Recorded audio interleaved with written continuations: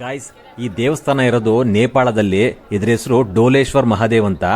ಇದನ್ನ ನೇಪಾಳದ ಕೇದಾರ್ನಾಥ್ ಅಂದ್ರೆ ತಪ್ಪಾಗಲ್ಲ. ಯಾಕೆ ಅಂದ್ರೆ ನಮ್ಮ ಭಾರತದ ಕೇದಾರ್ನಾಥ್ಗೂ ಇದಕ್ಕೂ ಸಂಬಂಧ ಇದೆ. ನೋಡಿ, ಸೇಮ್ ಕೇದಾರ್ನಾಥ್ ಅಲ್ಲಿ ಹೇಗಿದೆಯೋ ಅದೇ ತರ ಶಿವಲಿಂಗ ಇಲ್ಲೂ ಕೂಡ ಇದೆ. ಇದನ್ನ ಹೆಡ್ ಆಫ್ ಕೇದಾರ್ನಾಥ್ ಅಂತ ಕರೀತಾರೆ. ಅಂದ್ರೆ ತಲೆಯ ಭಾಗ ಈ ಡೋಲೇಶ್ವರದಲ್ಲಿ ಇರೋದು ಅಂತ ಹೇಳ್ತಾರೆ. ನಮ್ಮ ಭಾರತದಲ್ಲಿ ಪಂಚ ಕೇದಾರ್ ಅಂತ ಜಾಗಗಳಿದೆ. ಅದ್ಯಾವ್ದ್ಯಾವ್ದು ಅಂದ್ರೆ ಕೇದಾರ್ನಾಥ್, ತುಂಗನಾಥ್, ರುದ್ರನಾಥ್, ಮಧ್ಯ ಮಹೇಶ್ವರ್ ಮತ್ತೆ ಕಲ್ಪೇಶ್ವರ್ ಅಂತ.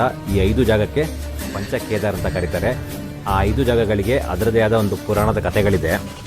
ಶಿವ ಪಾಂಡವರ ಕೈಗೆ ಸಿಗಬಾರ್ದು ಅಂತ ನಂದಿಯ ರೂಪದಲ್ಲಿ ಹಿಮಾಲಯದ ಬೆಟ್ಟಗಳಲ್ಲಿ ಇರ್ತಾನೆ. ಪಾಂಡವರುಗಳಿಗೆ ಹೋದಾಗ ಭೀಮ ಮೊದಲು ಆ ನಂದಿನ ನೋಡಿ ಗುರ್ತಿಡಿತಾನೆ, ಇದು ಶಿವನೇ ಅಂತ. ಆಗ ಭೀಮ ಶಿವನ ಅಂದ್ರೆ ಆ ನಂದಿಯ ಬಾಲನ ಹಿಡಿದು ಎಳಿತಾನೆ. ಮುಂದೆ ಈ ಮಿಕ್ಕಿದವರೆಲ್ಲ ಎಳೆದಾಗ ಶಿವ ಅದೃಶ್ಯನಾಗ್ತಾನೆ.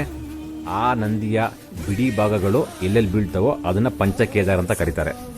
ಆ ಬಿಡಿ ಭಾಗಗಳೆಲ್ಲ ಭಾರತದ ಉತ್ತರಾಖಂಡಲ್ಲಿ ಬಿದ್ದಿತ್ತು ಅಂತ ಹೇಳ್ತಾರೆ.